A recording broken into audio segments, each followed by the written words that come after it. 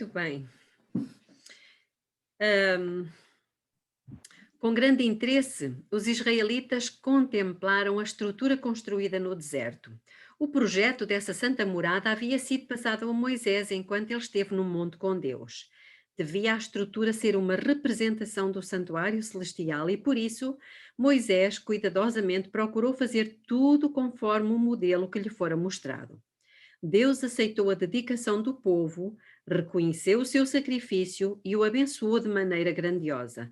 Ele então lhe revelou a sua glória ao encher o santuário com a sua presença. Quando Jesus veio a este mundo, anunciou a sua missão como o Messias que haveria de purificar o templo da nossa alma, e ele exemplificou a sua obra ao purificar o templo em Jerusalém. Fomos criados para sermos templos para a habitação do Criador. E ao seguirmos cuidadosamente o modelo do santuário, poderemos identificar as etapas que nos levarão de volta à unidade com Deus. Ou seja, o templo da nossa alma voltará a ser um templo para Deus, repleto da sua presença, como era no templo antigo.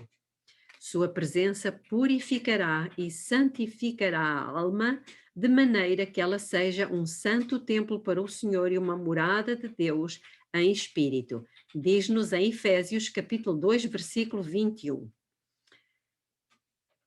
Pergunta número 1 do nosso tema de hoje, que tem por título: Então o santuário será purificado. É uma expressão que nos é muito familiar, não é verdade? Nós, adventistas, conhecemos muito bem e até sabemos onde é que está e tudo, nas Escrituras. Então, a pergunta número 1 é: que verdade vital a doutrina do santuário nos ensina quanto ao propósito original de Deus para a alma humana? E então, no livro Educação, para quem está a tomar notas, talvez é mais fácil, no capítulo 30, na página 258.5 diz: Foi no monte com Deus que Moisés contemplou o modelo daquela construção maravilhosa que devia ser a morada da sua glória. E agora é interessante, porque diz que é no monte com Deus, o lugar secreto da comunhão com Ele, que devemos contemplar o seu glorioso ideal para com a humanidade. Ou seja, aquilo que aconteceu com Moisés, literalmente, Deus nos diz que acontece conosco espiritualmente. Então, qual é que é o nosso monte com Deus? Aqui diz, é o lugar secreto da comunhão com Ele. Neste lugar secreto da comunhão com Deus, Deus vai poder revelar-nos muitas coisas, tal como revelou a Moisés no monte. E continua a citação do livro Educação. Desta arte, habilitar-nos-emos a moldar de tal maneira a formação do nosso caráter que se possa cumprir para nós esta promessa: neles habitarei e entre eles andarei, e eu serei o seu Deus e eles serão o meu povo. Agora, uma outra citação que se encontra também no livro Educação, mas agora no capítulo 5, na página 36.2, diz o seguinte: por meio de Cristo deveria cumprir-se o propósito de que era um símbolo o tabernáculo, ou seja, aquela construção gloriosa com as suas paredes de ouro luzente, refletindo em matizes do arco-íris as cortinas bordadas de querubins, a fragrância do incenso sempre a queimar, a invadir tudo, os sacerdotes vestidos de branco imaculado e no profundo mistério do compartimento interior, acima do propiciatório, entre as figuras de anjos prostrados em adoração, a glória do Santíssimo. Em tudo, Deus desejava que o seu povo lesse o seu propósito para com a alma humana. Era o mesmo propósito, muito mais tarde apresentado pelo apóstolo Paulo, falando pelo Espírito Santo. Portanto, no fundo, o que Deus está a dizer é que aquela estrutura, com todos os detalhes, com todas as medidas, com a discriminação dos materiais, com tudo aquilo, não era nada mais, nada menos do que o que Deus queria transmitir, o propósito de Deus para o seu povo, ao desejar mostrar-nos como nós podemos criar as condições para fazer de nós o templo da sua habitação. Creio que está a ficar claro. Eu gostava que os irmãos abrissem no livro de Hebreus, porque o santuário, como já foi dito aqui, é muito mais do que uma doutrina. Nós adventistas o temos como uma doutrina, mas no livro de Hebreus, no capítulo 9, no versículo 8 e 9, diz-nos o seguinte: dando o Espírito Santo a entender com isso que o caminho do santuário não está descoberto enquanto subsiste a primeira tenda.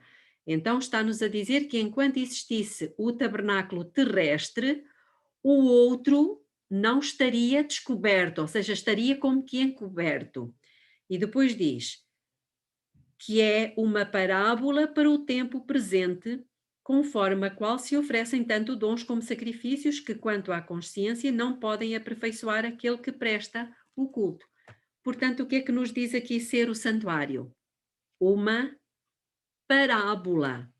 Portanto, é uma estrutura que Deus mandou construir para nós entendermos um processo, ou seja, uma experiência que precisamos ter para que realmente o Senhor possa habitar em nós.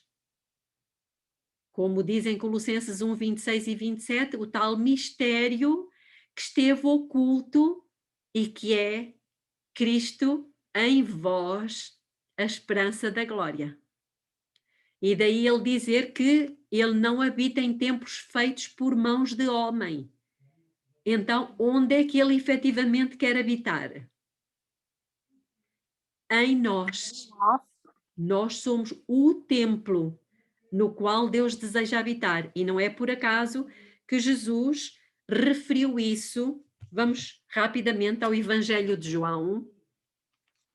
O Evangelho de João, no capítulo 2. Capítulo 2, no versículo 19 e depois o 21, que diz o seguinte: respondeu-lhe Jesus: derribai este santuário e em 3 dias o levantarei. Então o próprio Jesus disse: derribem este santuário. E depois no versículo 21 diz: mas ele falava do santuário do seu corpo. Aqui temos um exemplo claro de como o Senhor deseja fazer de cada um dos nossos corpos o lugar da sua habitação. Continuando, em 1 Coríntios 3, 16 e 17 diz: não sabeis vós que sois o templo de Deus e que o Espírito de Deus habita em vós? O apóstolo Paulo parecia estar até surpreendido. Será que vocês não sabem isto? Se alguém destruir o templo de Deus, Deus o destruirá, porque o templo de Deus, que sois vós, é santo.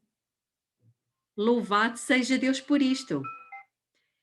Continuando, no livro Patriarcas e Profetas, diz-nos o seguinte: o apóstolo Paulo aponta para esses sacrifícios como uma ilustração do que os seguidores de Cristo devem tornar-se.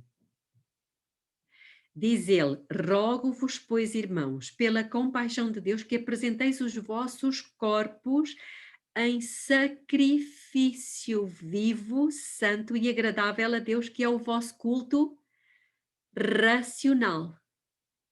É interessante que ele não diz que é o nosso culto emocional.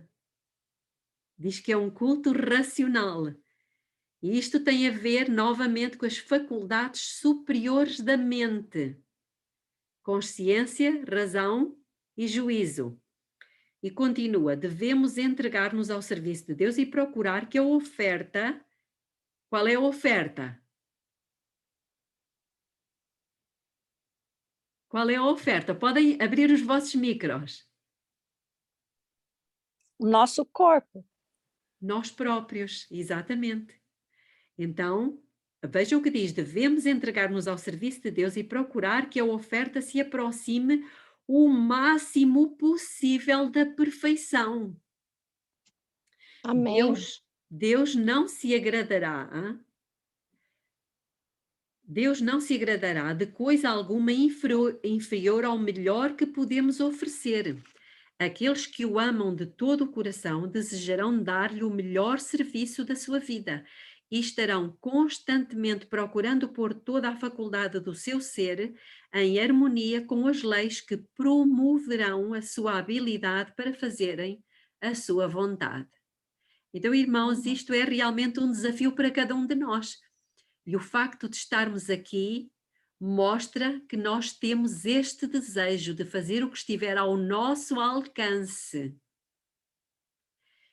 Assim como os israelitas seguiram meticulosamente as instruções dadas por Deus por meio do seu servo Moisés, da mesma forma hoje é imprescindível seguirmos o roteiro do santuário. Então, o templo da nossa alma, repleto da presença de Deus, refletirá a beleza do templo espiritual celestial.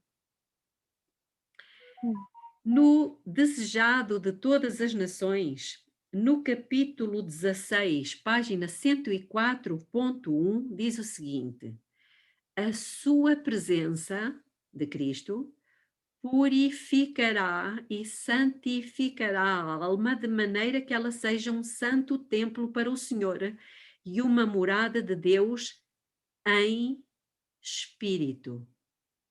Isto é muito significativo. E a passagem que vamos ler agora a seguir da Revyenderalde também. E eu peço-vos que, ao lermos esta passagem da Revyenderalde, eu andei à procura e efetivamente não a encontrei em português. Ou seja, num livro que estivesse traduzido para o português. Os irmãos vejam se esta passagem vos leva a vossa mente para algum lugar das Escrituras específico. Então prestem atenção. Entremos na presença de Cristo. Ele está purificando o santuário celestial. Entraremos pela fé. Foram feitas provisões para nossa purificação. Uma fonte tem sido aberta para o pecado e as impurezas.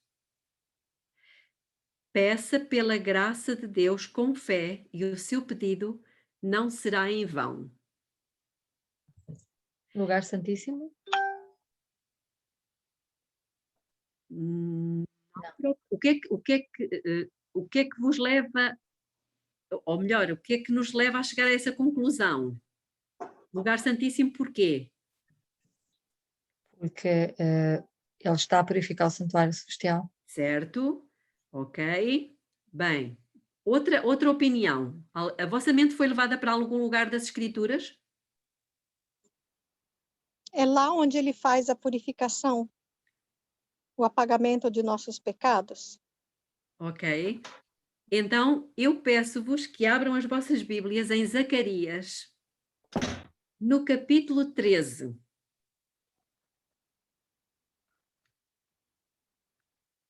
Porque Eu acho que é a transformação do caráter para o caráter de Cristo. aqui diz assim: uma fonte tem sido aberta para o pecado e as impurezas. Interessante. O que é que diz em Zacarias 13, versículo 1? Alguém quer ler, por favor?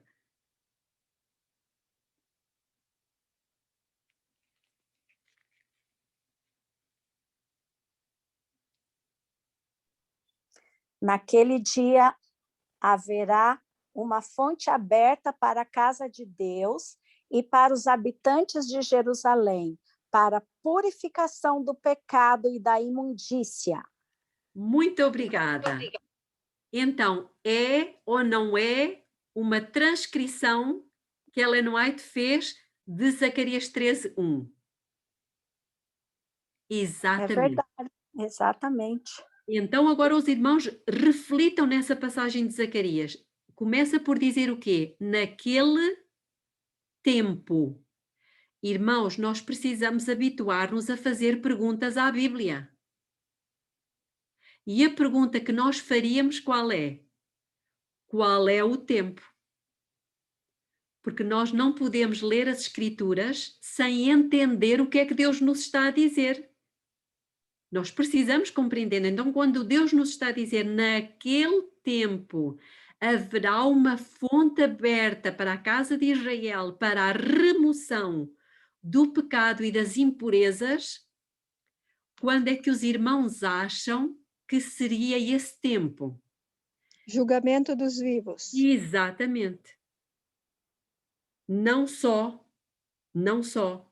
mas esse tempo já começou a partir do momento em que Jesus entrou, saiu do santo e entrou no Santíssimo para fazer o quê? A purificação do santuário.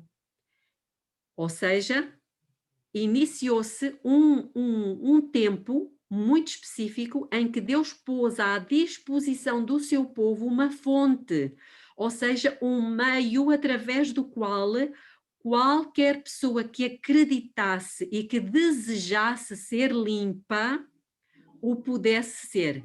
E nós estamos precisamente no final desse período, que começou, como nós sabemos, em 1844. Não há desculpa, porque Jesus disse: quem tem sede, venha a mim e beba. Ou seja, não é só, essa água não é só para nós bebermos, é também para nos purificarmos de todo o pecado. E outra coisa que diz, logo a seguir nessa citação, diz: peça pela graça de Deus com fé, e o seu pedido não será em vão. E esta citação remete-nos, inevitavelmente, também para Zacarias, mas desta vez para o capítulo 12, porque o 13 vem a seguir ao 12, não é verdade? Então, em Zacarias, no capítulo 12, Deus começou por falar alguma coisa. E vejam o que está, Zacarias, capítulo 12, no versículo 10, e eu vou ler. Mas sobre a casa de Davi e sobre os habitantes de Jerusalém derramarei o espírito de graça. O que é que dizia o texto? Peça pela graça de Deus com fé. Então Deus diz aqui: eis que derramarei o espírito de graça e de súplicas. E olharão para aquele a quem traspassaram e o prantearão como quem pranteia por seu filho único, e chorarão amargamente por ele como se chora pelo primogênito. Isto é o quê, irmãos? Isto é um período em que Deus estava a profetizar que iria acontecer no futuro, em que o seu povo iria passar por um momento de profundo arrependimento. Um arrependimento tão grande que o levava a chorar amargamente, como Pedro. Amém. Quando ele tomou consciência de que o seu pecado feriu profundamente o seu Salvador. Irmãos, este arrependimento nós não o conseguimos gerar, nós não o conseguimos produzir. Nós até podemos reconhecer que fizemos mal, nós até podemos reconhecer que somos pecadores, mas isto não é o verdadeiro arrependimento. Deus continua até hoje à espera de um arrependimento tal, como diz aqui, que levará o seu povo a chorar amargamente, como quem chora por um filho primogênito. Uau. E isto, quem é que vai poder passar por isto? Aquele que pedir com fé. Porque quem é que nos dá esse arrependimento? O Espírito Santo. O Espírito Santo. Agora eu gostava que os irmãos abrissem no livro dos Atos dos Apóstolos. A resposta da Alice está certa. Contudo, vejam o que diz aqui em Atos dos Apóstolos, no capítulo 5, Estamos todos? Atos dos Apóstolos, capítulo 5 e o versículo 31. Isto é só para os irmãos ficarem a pensar. Sim, Deus, com a sua destra, o elevou a quem? A Jesus Cristo, estamos a falar de Jesus Cristo, o elevou a príncipe e salvador. Para quê?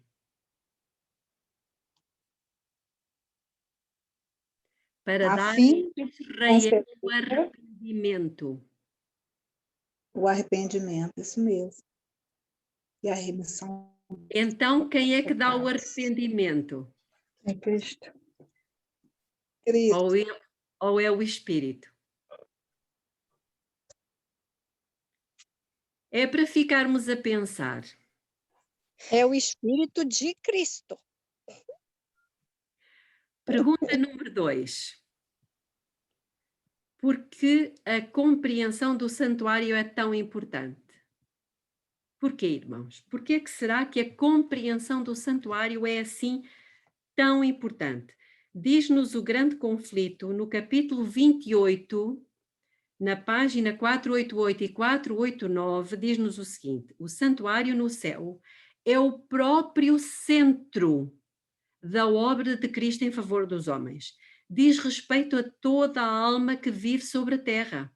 Patenteia-nos o plano da redenção, transportando-nos mesmo até ao final do tempo e revelando o desfecho triunfante da controvérsia entre a justiça e o pecado. É da máxima importância, irmãos, que todos investiguem acuradamente estes assuntos. Irmãos, isto não é só para os pastores.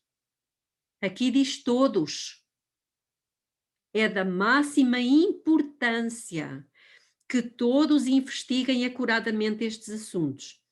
A intercessão de Cristo no santuário celestial em prol do homem é, reparem nisto, é tão essencial ao plano da redenção como foi a sua morte sobre a cruz. Por norma, nós valorizamos muito a cruz e temos razão se o fazemos. Mas não se esqueçam que a intercessão de Cristo, se ele não estivesse fazendo a sua intercessão neste momento, a sua morte na cruz teria sido de nenhum valor. De nenhum valor.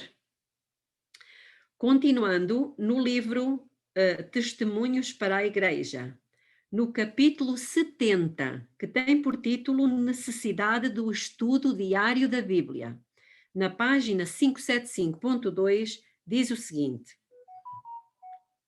o grande plano de redenção, conforme revelado na obra final para estes últimos dias, deve ser cuidadosamente estudado. Todos, ela volta novamente a dizer que são todos precisam compreender melhor a obra da expiação que está sendo efetuada no santuário do céu. A sua fé o seguirá para dentro do santuário. Os seus adoradores na terra terão o cuidado de passar em revista a sua vida, aferindo o seu caráter pelo grande padrão de justiça. Descobrirão os seus próprios defeitos e reconhecerão também que necessitam do auxílio do Espírito de Deus, a fim de estar habilitados para a grande e solene obra do presente tempo que Deus impôs aos seus embaixadores. Então, meus irmãos, não quer dizer que nós não conheçamos já estas coisas, mas aqui diz que precisamos conhecer melhor. E eu digo-vos, eu estudo isto há cerca de 40 anos e eu estou sempre a aprender coisas novas. Sempre. É grandioso este estudo. E no livro Parábolas de Jesus, no capítulo 25, na página 186, aqui tem um erro. É na página 186.5, diz o seguinte: foi Cristo que planejou a disposição do primeiro tabernáculo terreno. Deu toda a especificação a respeito do levantamento do templo de Salomão. Ele, que em sua vida terrena trabalhava como carpinteiro na vila de Nazaré, foi o arquiteto celeste que ideou o plano do edifício sagrado onde o seu nome deveria ser honrado. Alguém tem alguma questão? Queira fazer alguma intervenção?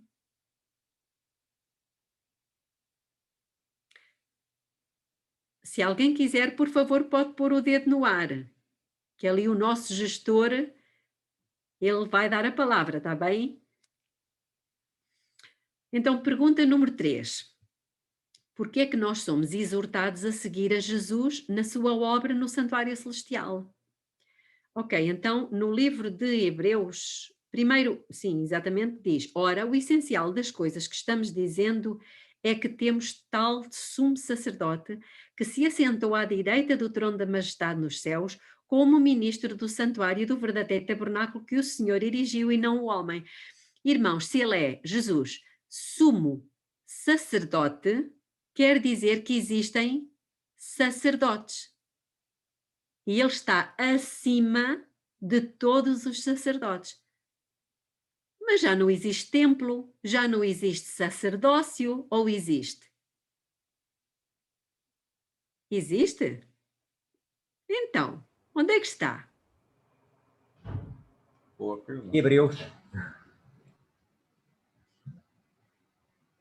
Nós somos os sacerdotes, deveríamos ser, né? Diz Pedro que nós somos sacerdócio real, irmãos. Para que é que servia o sacerdote? O sacerdote era o mediador entre os pecadores e Deus. Então, qual foi a missão que Deus nos confiou como sacerdócio real? É exatamente esta. Mensagem. Ser o mediador. Diga, irmã Lira.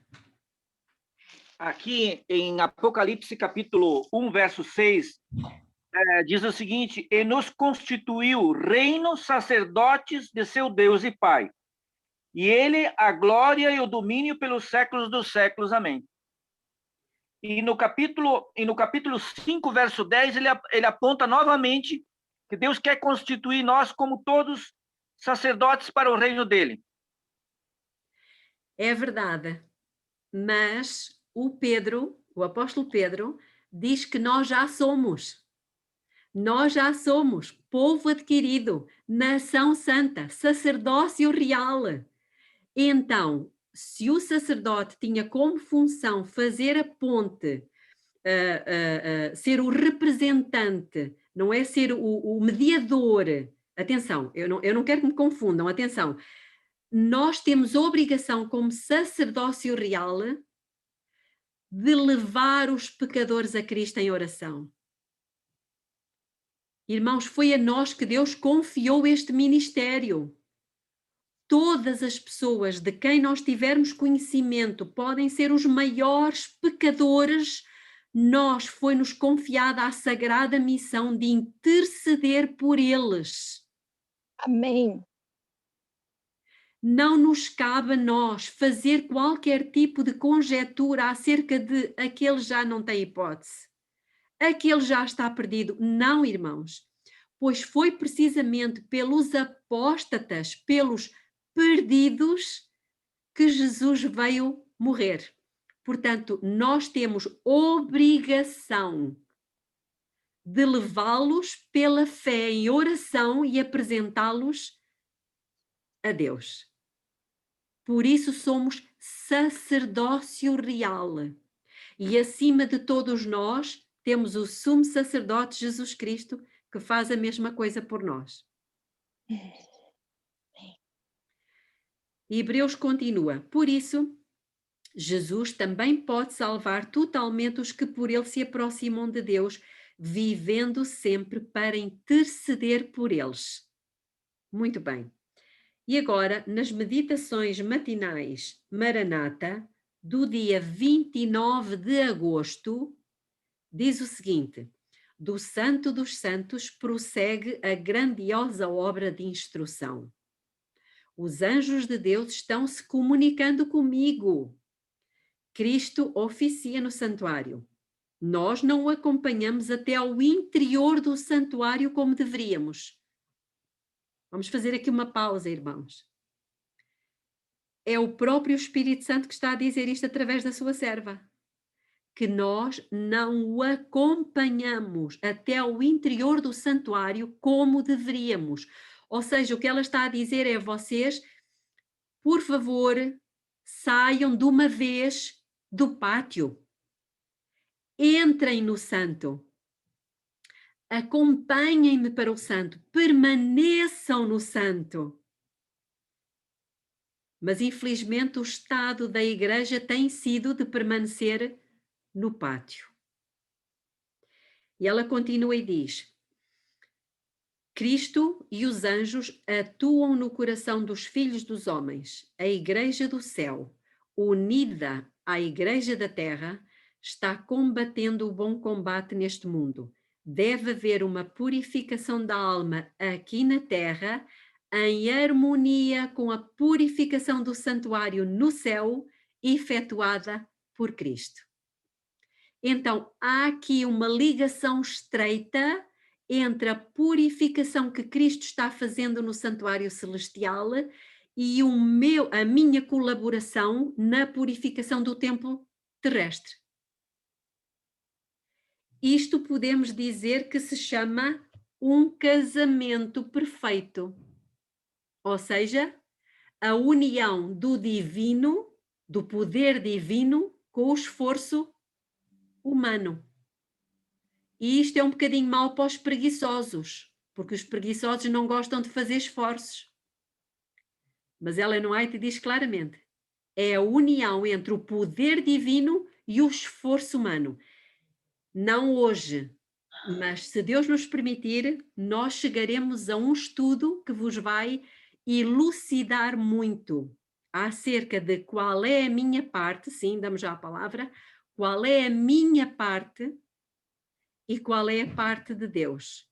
Porque, infelizmente, a Igreja tem vivido numa perspectiva de pensamento que a tem levado a pensar que não precisamos de fazer nada. Cristo é que tem que fazer por nós. Já ouviram isto? Nós não temos que fazer nada. Cuidado, porque Satanás é um mentiroso e pai da mentira. Ok, Alice. E hoje mesmo, nesse camp meeting que eu estou assistindo, que nós estamos assistindo, um pastor bem famoso da Conferência Geral, estava pregando um sermão sobre a graça e o que aconteceu ali na cruz com o ladrão. E ele enfatizou muitas vezes: nós não temos nada a fazer, porque é tudo pela graça. E eu digo, gente, como as pessoas, eu entendo até o que ele quer dizer, mas as pessoas, como você chamou de preguiçosas, entre aspas, pegam essa fala e dizem: não temos que fazer absolutamente nada. Realmente é tudo pela graça. Nós não temos nada que possamos fazer para ter algum mérito, mas nós precisamos cooperar com Ele. Nós precisamos buscar-me-eis e me achareis quando me buscareis de todo o coração.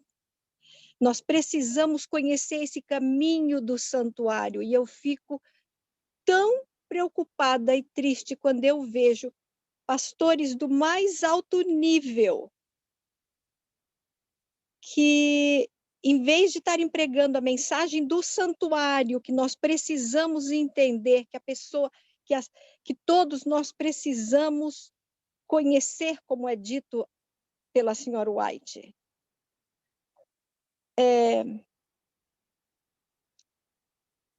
Pregamos uma coisa mais simples, que todo mundo aceita e que todo mundo diz amém, que é isso mesmo. E eu fico angustiada, porque nós temos pouco tempo e se nós não conhecermos a mensagem do santuário, nós não seremos beneficiadas por ela. Então, eu agradeço o que você está falando, porque nós precisamos entender isso pessoalmente e poder ser o sacerdócio real que intercede pelos outros, que não entendem isso e que se satisfazem em ouvir alguém porque alguém tem uma posição alta, certo? Sem ir estudar, sem ir procurar. Obrigada, Alice. Eu gostava de vos dizer o seguinte, irmãos. Pela experiência que eu tenho, eu percebo que nós não gostamos nada de ser responsabilizados. Nós gostamos de colocar a culpa no outro. E esta mentalidade de colocar em Deus a responsabilidade que foi dada a nós, dou-lhe já a palavra, irmão, é impressionante. Houve coisas que Deus já deu, e é pena agora não podermos entrar nesse aspecto, mas se Deus permitir, lá chegaremos. Que Deus, eu repito, que Deus já deu, não é que vai dar, Ele já deu a cada um de nós, pelas quais nós precisamos ser responsabilizados. Deus nos deu 4 ferramentas. Ele já deu, Ele não vai dar, Ele já deu. E Ele vai pedir contas. Porque isto é uma aliança. Nós estamos a começar a estudar a aliança na escola sabatina, os irmãos sabem disto. A aliança é um pacto, é um concerto. E esse concerto é feito entre 2 partes. Eu dou-lhe já a palavra, irmão Vanino. Entre 2 partes, entre Deus e a humanidade. Deus com direitos e deveres, e a humanidade, irmãos, com deveres e direitos. E, portanto, nós não podemos tirar e eximir-nos de responsabilidade de coisas que Deus já nos deu, ferramentas que nós precisamos usar precisamente para alcançarmos aquele estado. Deus não tem falhado nos seus deveres e nos seus direitos. Aliás, ele tem sido prejudicado nos seus direitos. Nós é que temos sido infiéis à nossa parte do contrato. Ok, então primeiro o irmão Venino e depois temos o Ismael e a irmã Cleonice. Eu tenho uma dúvida. É lógico que a gente é salvo pela graça unicamente, mas quando a gente procura o Espírito Santo de Deus, automaticamente a gente procura o restante, né? Isso é automático. Eu acredito que as pessoas já param na graça, elas não procuram o Espírito Santo de Deus para tentar estudar e nem melhorar. Eu acho que aí que está Quando o pastor fala, é verdade que a gente é salvo pela graça, mas deveria falar que a gente deveria procurar a Deus, e com o Espírito Santo ele nos leva a estudar, né? A procurar saber. Ok, eu já dou a palavra aos outros que estão a pedir, mas só para responder um pouquinho, acrescentar um pouco aquilo que o irmão Venino estava a dizer, vamos às Escrituras e vamos deixar que Deus fale. E vamos ao livro de Tito, no capítulo 2, Tito, capítulo 2, e efetivamente nós somos salvos pela graça, não há dúvida nenhuma. Nunca o poderíamos fazer por nós mesmos, mas reparem o que está escrito aqui. Tito, capítulo 2, versículo 11 e 12, e diz o seguinte: porque a graça de Deus se manifestou trazendo salvação a todos os homens. Quem é que trouxe salvação a todos os homens? Jesus Cristo. Portanto, a graça de Deus é Jesus Cristo. Mas depois diz, no versículo 12, que a graça nos ensina para que, renunciando à impiedade e às paixões mundanas, vivamos no presente mundo sóbria, justa e piamente. Quem é que tem que renunciar às paixões mundanas? É Deus? Nós, né? É uma ação, né? E esta renúncia, dou-vos já a palavra, irmãos, esta renúncia às paixões humanas não é para eu ser salva. É porque eu já sou salva pela graça de Deus. Ok, então pode ser, não sei quem levantou primeiro, se foi o irmão Ismael ou a irmã Cleonice. Bom, boa noite, boa semana para vocês. Lo que estaban a comentar sobre la gracia de Deus, y en esta escuela sabatina se está tocando el tema sobre la alianza. Ellen White habla de esta alianza, es decir, el plan de salvación o el plan de redención fue dado en contexto de una alianza, de un pacto. Y Ellen White en Patriarcas y Profetas, en la página 370, falando sobre los dos pactos, él fala de un pacto de gracia que fue establecido en Edén. Y esa gracia incluye dos cosas, ¿ok? Número uno, perdón. Eso, el perdón está disponible para todo hombre y para todo pecado. Más, la gracia no solamente queda allí en solamente perdón, también fala de una ayuda de la gracia de Dios que permite al hombre ser restaurado, restablecido a la obediencia. Así que el pacto, la alianza eterna que Dios concertó con su Hijo desde la eternidad, donde Jesús es el garante del pacto, Él garantiza para toda humanidad perdón y ayuda de la gracia de Dios para voltar al hombre a la obediencia. Ahora, Ellen White también menciona que tan pronto Adán y Eva se le informó de su pecado y de que ellos serían exiliados de Edén, Él los prometieron estricta obediencia a Dios.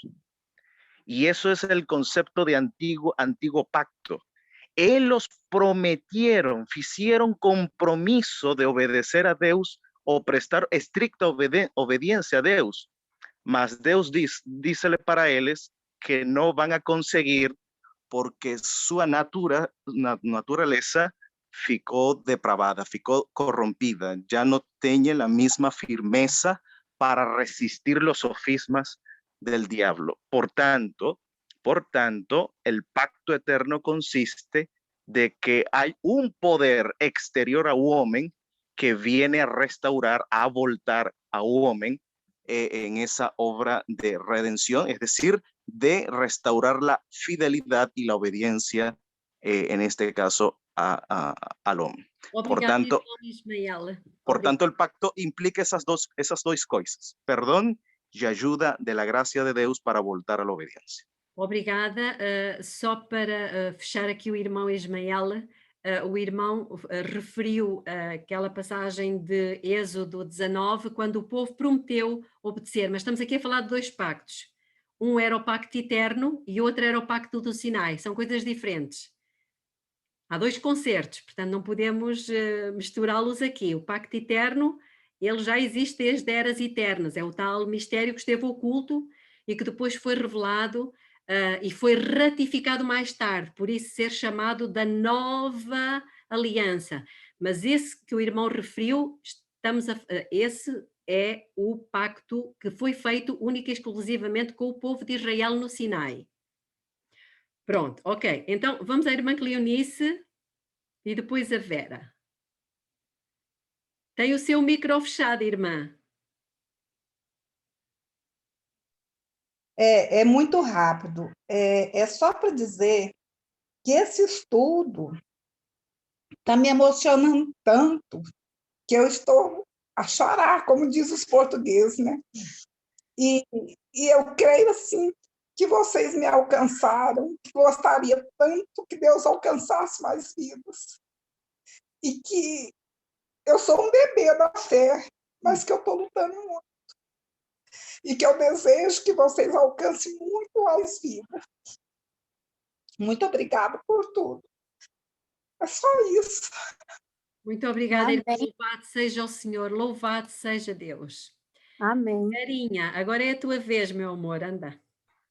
Então é assim, eu não venho aqui para complicar, mas venho aqui para poder expressar aquilo que eu tenho vivido. Eu toda a minha vida, bom, eu fui evangélica, a minha pequenina vida de adventista, eu pensei que eu não teria que fazer nada. Cristo fez tudo por mim. E o que eu teria que fazer é acreditar e esperar que alguma coisa acontecesse em mim, alguma coisa transformasse a minha maneira de ser. Até que eu vim a compreender, principalmente por a promessa que Deus me repetiu tantas vezes, que é Josué 1:9, eu vim a compreender, eu tenho realmente uma parte a cumprir. Eu sei que a língua, irmãos, é muito ténue, de nós podermos compreender qual é a parte de Deus e qual é a nossa, para que não seja justiça própria, mas realmente temos uma parte a cumprir.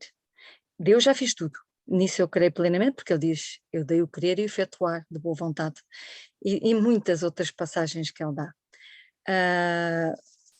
É só preciso nós estarmos realmente dispostos, coração aberto e compreender o que é que Deus nos está a pedir, porque estamos no fim dos tempos. E é necessário que vivamos em santidade, não para, como dizia a Belinha, não para salvação, porque estamos salvos, mas para que o nosso caráter seja transformado e não estejamos à espera que venhamos a ficar santificados, mas viver já uma vida em santificação. Era só isto que eu queria expressar. Muito obrigada, gostei também do comentário que o irmão, deixa-me cá ver como é que ele se chama. Ismael. Isaac. Não, o irmão Isaac. Ah. O irmão Isaac fez, ele escreveu no bate-papo e é o seguinte, ele diz, somos salvos para a obediência, como diz no livro de Romanos, no capítulo 1, e não pela obediência. Somos salvos para a obediência e não pela obediência. Muito bem, havia muitas coisas a dizer, mas nós vamos continuar, está bem? Porque isto agora é como as cerejas, não é? Um texto traz o outro e um assunto puxa o outro, e então, como estamos aqui a estudar os pactos ou as alianças, eu sou muito tentada a entrar por aí, mas não posso fugir, tenho que me disciplinar.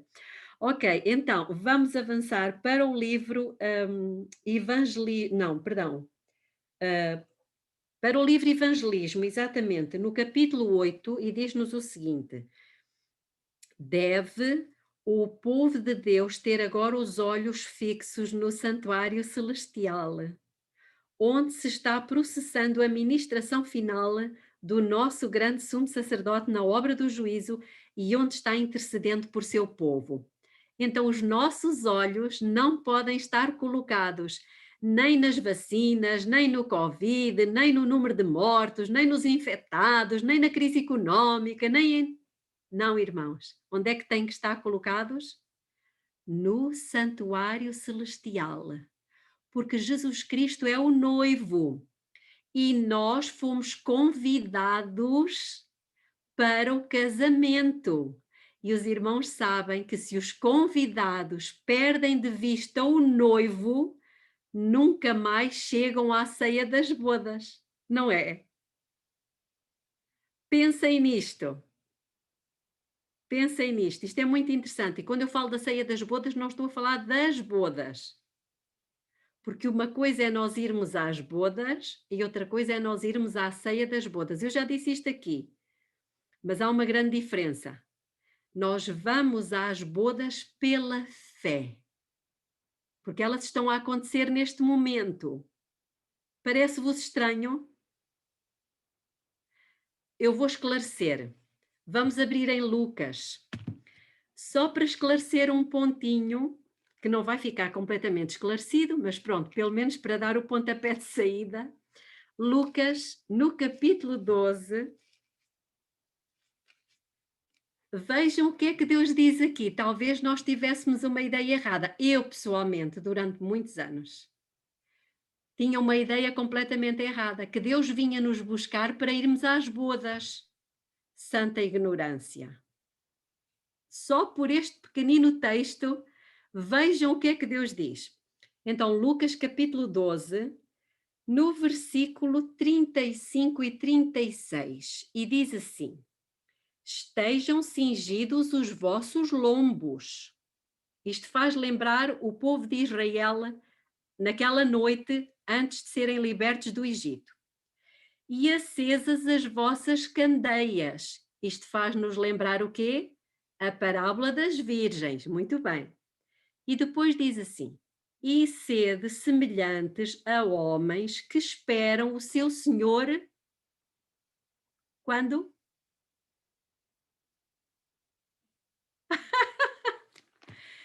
Ao Quando voltar, de voltar das bodas, meus queridos irmãos. Quando Jesus vier, ele já vem das bodas, ou seja, da festa, da cerimónia do casamento. Porque o julgamento é a mesma coisa que purificação do santuário e é a mesma coisa que a cerimónia do casamento. São conceitos que na nossa mente custam a entrelaçar-se, não é? Mas é mesmo assim. Não vamos falar sobre isto agora. Mas isto está no grande conflito, muito bem esclarecidinho no capítulo 24. Leiam, por favor, Grande Conflito, capítulo 24. Então, Deus diz que nós devemos esperar Jesus, porque ele, quando vier, ele vem buscar-nos, mas ele vem das bodas, da cerimónia do casamento. Ela já aconteceu. Então, mas como é que eu vou participar das bodas se elas acontecem no céu e nós estamos na terra? Pela fé. Ellen White diz que é pela fé que nós seguimos o noivo e que vamos assistir às bodas. Então, aquele que pela fé estiver participando da cerimónia do casamento, é esse que Deus vem buscar para participar de quê? Da ceia das bodas. Lembram-se o que é que Deus disse à igreja de Laodiceia? Eis que estou à porta e bato, não é? Se alguém ouvir a minha voz e abrir a porta, entrarei em sua casa e quê? E com ele cearei. Olha aqui a ceia. A ceia das bodas é esta. Ok, talvez precisemos de mais uns pozinhos para compreendermos este assunto, mas isto é muito bonito. Está tudo esclarecido ou ficou alguma dúvida no ar?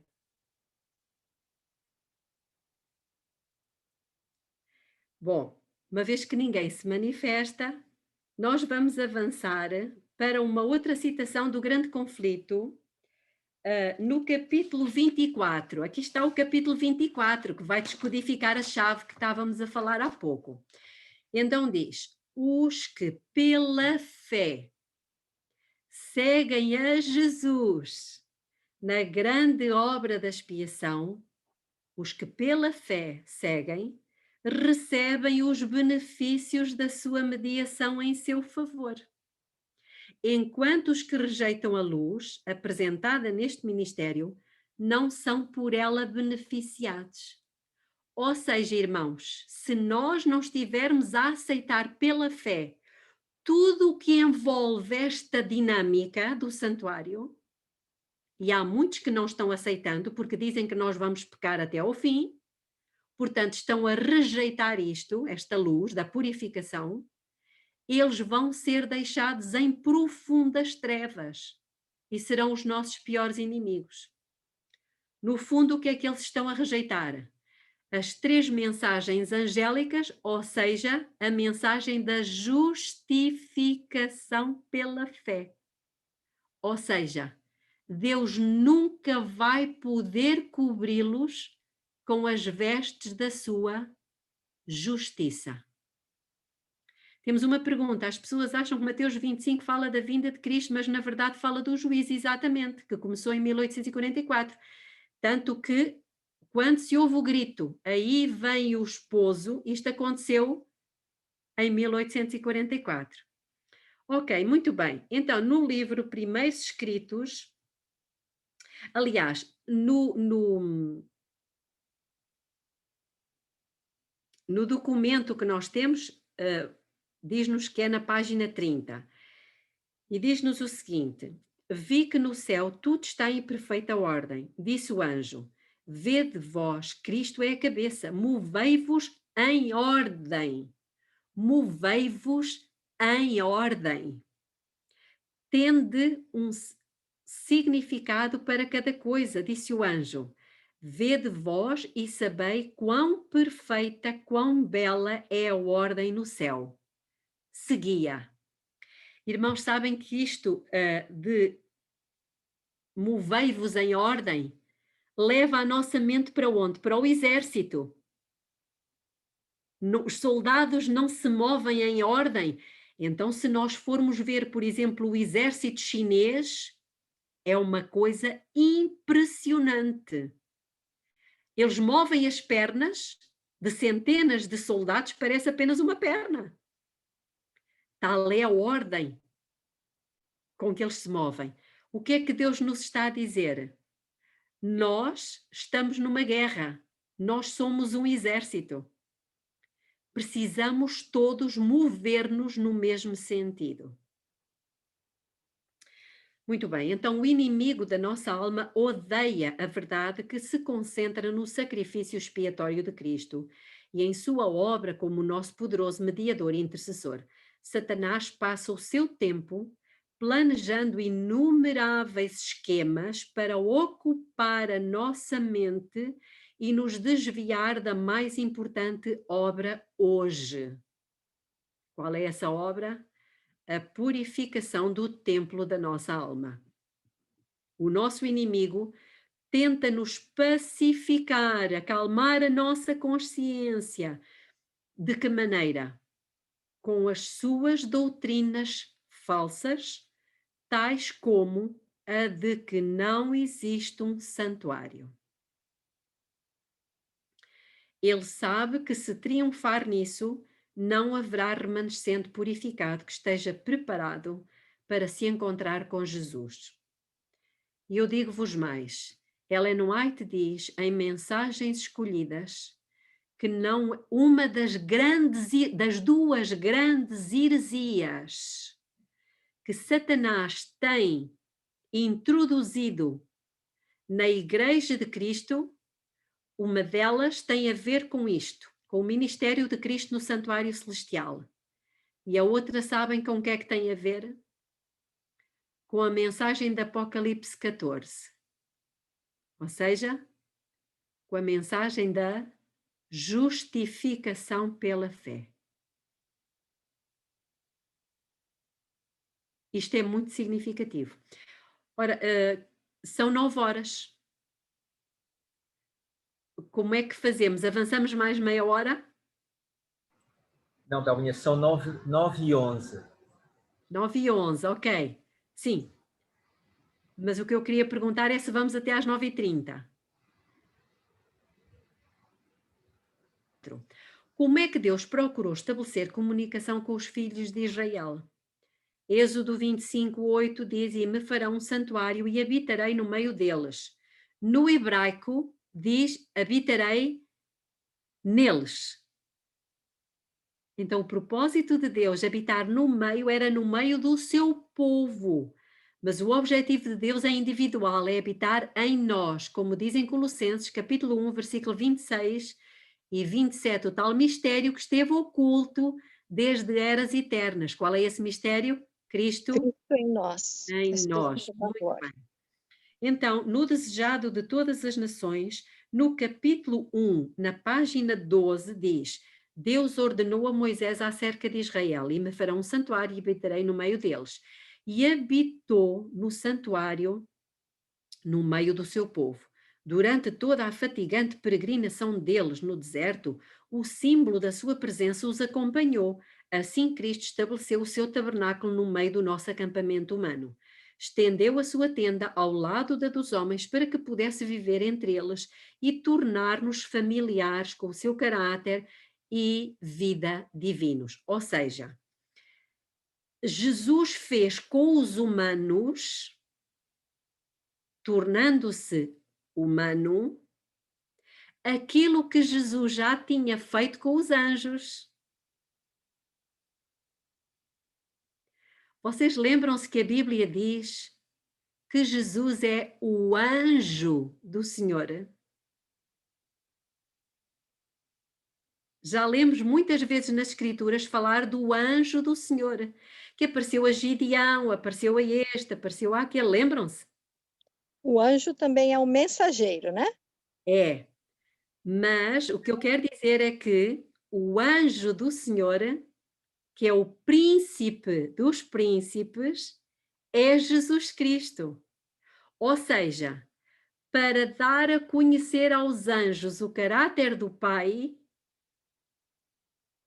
Cristo se misturou com os anjos, fazendo-se um anjo. Um anjo, entendem o que eu estou a dizer? Portanto, o facto dele ter sido para os anjos o arcanjo Miguel não tirou dele a sua divindade. Da mesma forma que ao tornar-se humano, não tirou dele a sua divindade. Estou-me a fazer compreender? Vejam o maravilhoso Deus que nós temos. Nós nunca poderíamos compreender o caráter de Deus se o próprio Cristo não viesse tornar-se humano como nós. Daí que o Lúcifer teve tanta dificuldade em aceitar que Jesus Cristo, apesar de estar na forma de um anjo, era Deus a quem ele devia adoração e obediência. Era exatamente isso que eu ia comentar. Estão a entender? A mesma coisa acontece hoje. Muitas pessoas têm dificuldade em aceitar que Cristo, que veio como homem, seja o próprio Deus. Ok? Sim. Exatamente isso aí, para validar o nosso estudo, é essa dificuldade que os judeus não aceitaram Cristo na sua forma humilde de ser. É a mesma coisa. Inclusive, Belinha, eu acho que essa citação também está no Desejar de Todas as Nações, quando o Senhor Jesus, ele era o anjo maior, né? O anjo e se misturou de fato, tanto que o próprio Lúcifer, ele se achou que poderia ser maior que Jesus. E Ele o achou mérito poderia ser dele. Exatamente, ele achou muito difícil aceitar que aquele ser que ele considerava um anjo igual a ele seria o próprio Criador e não uma criatura. Exatamente. E não é por acaso, irmãos, eu penso já ter dito isto aqui, mas volto a dizer, não é por acaso que a Bíblia não fala do antideus. Fala do anticristo. Anticristo. Porque há dificuldade em aceitar que o próprio Cristo que veio aqui como homem é Deus. Ok? Ora bem, então vamos continuar. E aqui aparece-nos uma citação do comentário bíblico do volume 4, mas esta citação, eu gostava de dizer aos irmãos, também se encontra nas meditações matinais, cujo título é Nos Lugares Celestiais, do dia 19 de junho, 19/6, na página 180.4. Pronto, então diz o seguinte: a visão dada a Isaías representa a condição do povo de Deus nos últimos dias. Nós acabámos de estudar o livro de Isaías, não foi? E no capítulo 6, lembram-se o que é que aconteceu? Ele reconhece que era um homem de lábios impuros e vivia no meio de um povo de impuros lábios. E o anjo trouxe uma brasa viva do altar e tocou-lhe nos lábios e purificou. Agora vejam que Ellen White diz, a visão dada a Isaías representa a condição do povo de Deus nos últimos dias, ou seja, representa a condição da Igreja Adventista do sétimo dia no século XXI. E ela continua. Ao pela fé olharem ao Santo dos Santos e verem a obra de Cristo no santuário celestial, percebem que são povo de lábios impuros. Não foi o que aconteceu com Isaías? Exatamente. Povo cujos lábios muitas vezes proferiram vaidade e cujos talentos não foram santificados e empregados para a glória de Deus. É muito triste que haja dentro de nós, e eu falo de nós todos, um desejo de exaltação. Eu fiz, eu construí, eu tenho tantos cursos, eu sei tantas línguas, eu trabalho com este e com aquele, eu dou tantos estudos, eu converti tantas pessoas. Não é triste? Desejo de exaltação própria. Mas, se humilharem a alma perante Deus, existe ainda esperança para eles. O arco da promessa está acima do trono e neles será processada a mesma obra feita em favor de Isaías. Amém. Deus atenderá às petições provindas de um coração contrito. O que é que significa contrito? Arrependido. Voltemos a Zacarias, lembram-se? Deus prometeu dar-nos um espírito de graça e de súplicas e levar-nos a chorar amargamente como quem chora por um filho primogênito que morreu. Então é este verdadeiro arrependimento que nós precisamos buscar de Deus. Como? Suplicando ao Senhor. Nós deveríamos estar neste momento a suplicar por nós e pela nossa igreja, pelos líderes, pedindo a Deus que nos desse o verdadeiro arrependimento, aquele arrependimento do qual ninguém precisa arrepender-se. Parece um paradoxo, mas não é.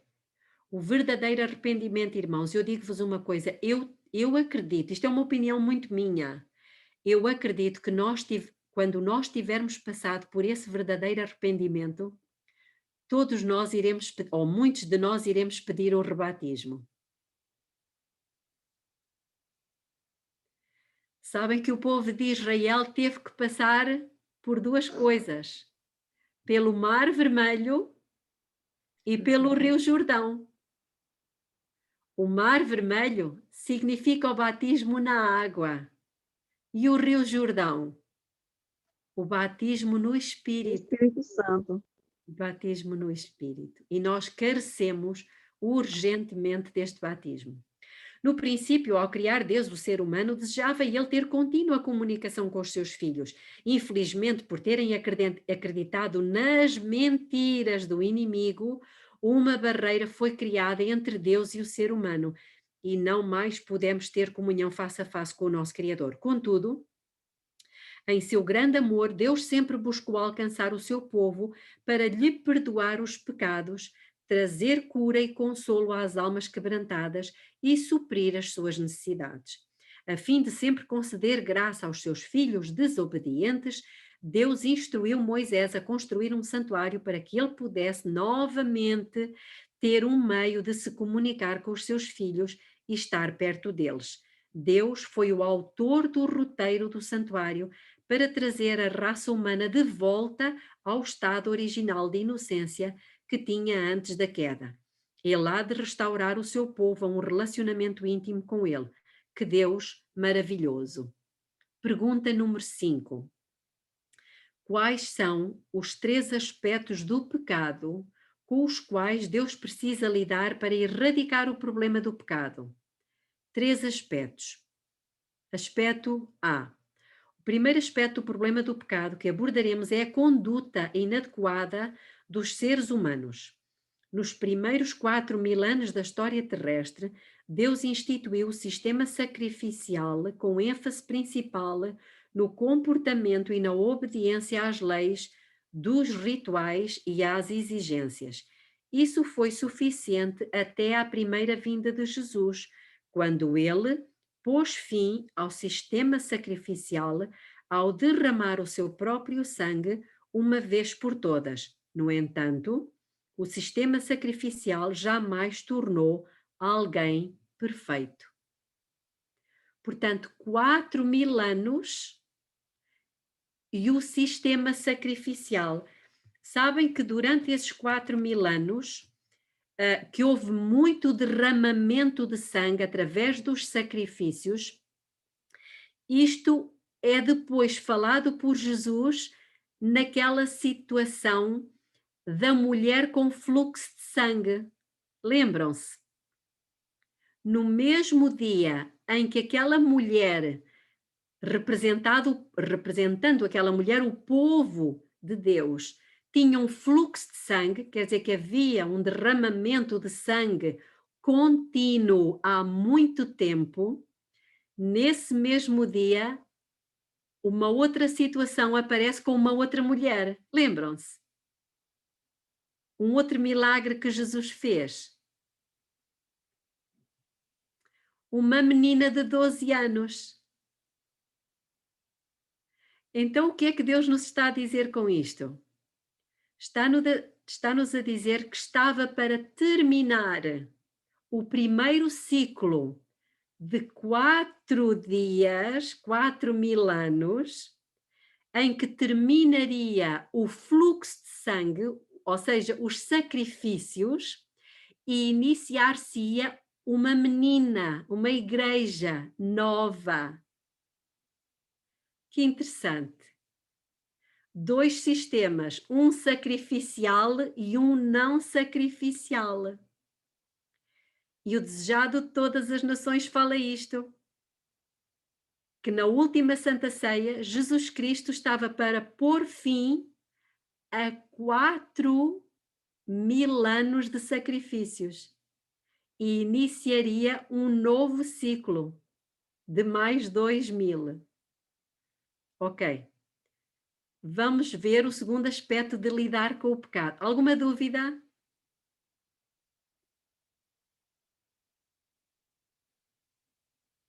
Nenhuma, Belinha. Sim. Só para endossar o que você disse, no Atos capítulo 2, versículo 38, fala: E Pedro respondeu: Cada um de vocês deve abandonar o pecado, voltar-se para Deus e ser batizado no nome de Jesus Cristo, para o perdão dos seus pecados. Então vocês também receberão o dom do Espírito Santo. Então é realmente essa sequência. E uma das coisas que você falou que eu achei interessante, porque eu estava pensando nisso essa semana, eu senti o maior desejo de me batizar novamente, mas eu disse, bem, mas qual é o argumento que eu vou dar se não tem um pecado que justifique? Mas eu sinto o desejo de me purificar, mas não porque haja um pecado específico na qual, porque na verdade a gente tem muitos dos nossos pecados, né? A nossa visão humana, a gente tem aquele pecado maior, público, né? E os pecadinhos menorzinhos, que é aqueles que ninguém sabe. Mas aí eu voltei o meu pensamento, eu disse, não, eu já fui batizado uma vez, não há necessidade. E você acaba de me responder que não seria até pecado se batizar pela segunda vez sentindo o desejo. Ok, eu dei apenas a minha opinião, atenção, não há nada escrito a este respeito, isto é só o que eu penso que poderá vir a acontecer. Mas já agora, para fechar este assunto, a morte de Cristo era, como é que eu vou dizer? Portanto, o cumprimento, era o antítipo da primeira festa que Deus instituiu. Lembram-se? Qual foi a primeira festa? Anual, estou a falar das festas anuais. Páscoa. A Páscoa, muito bem, a Páscoa. E eu gostava que dessem um saltinho só a Êxodo, capítulo 12, onde Deus institui a Páscoa. Eu penso já ter falado isto aqui, mas para os irmãos que não estavam, eu vou falar novamente. A Páscoa, Deus deu especificações. E reparem o que é que diz no capítulo 12, versículo 1 a 13, e depois saltamos para o versículo 6. Diz o seguinte, Êxodo 12, 1 a 3. Ora, o Senhor falou a Moisés e a Arão na terra do Egito, dizendo, este mês, que era o mês da Abib, ou Nissan, este mês será para vós o princípio dos meses, este vos será o primeiro dos meses do ano. Falai a toda a congregação de Israel, dizendo, ao 10º dia, portanto, dia 10 deste mês, tomará cada um para si um cordeiro, segundo as casas dos pais, um cordeiro para cada família. Então o cordeiro era escolhido no dia 10. E olhem o que diz o versículo 6. E o guardareis até quando? Ao 14º dia. E então o imolareis à tardinha. Então o cordeiro foi escolhido no dia 10, mas só foi morto 4 dias depois.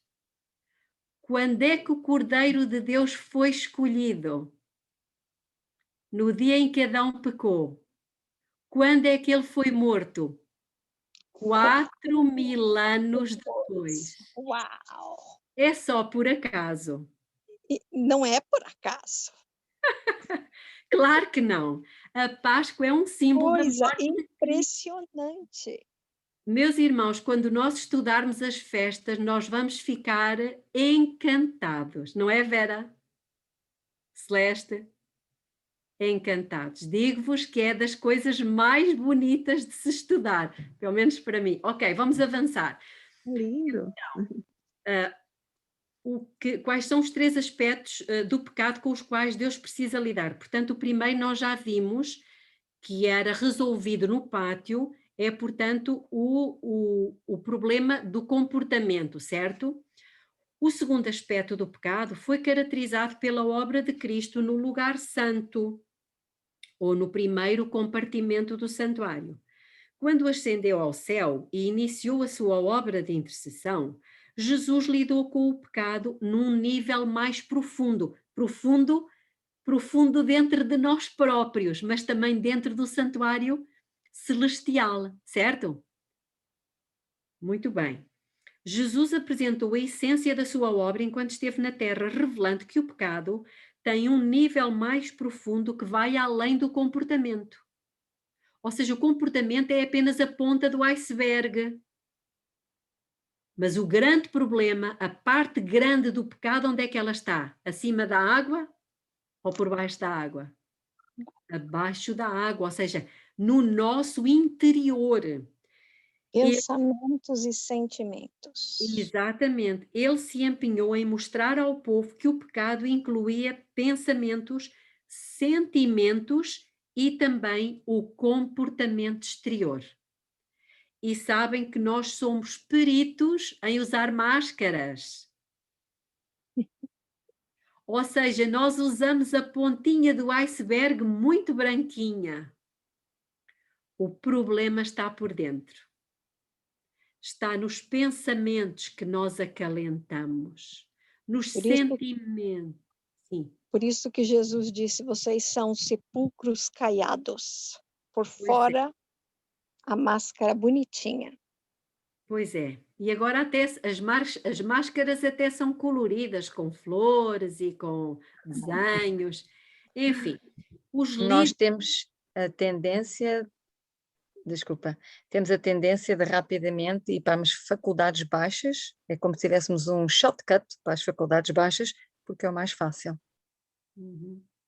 Exato. Não nos custa nada. Pois é. Então os líderes espirituais da época opuseram-se aos ensinamentos de Jesus. Porquê? Precisamente por causa disto.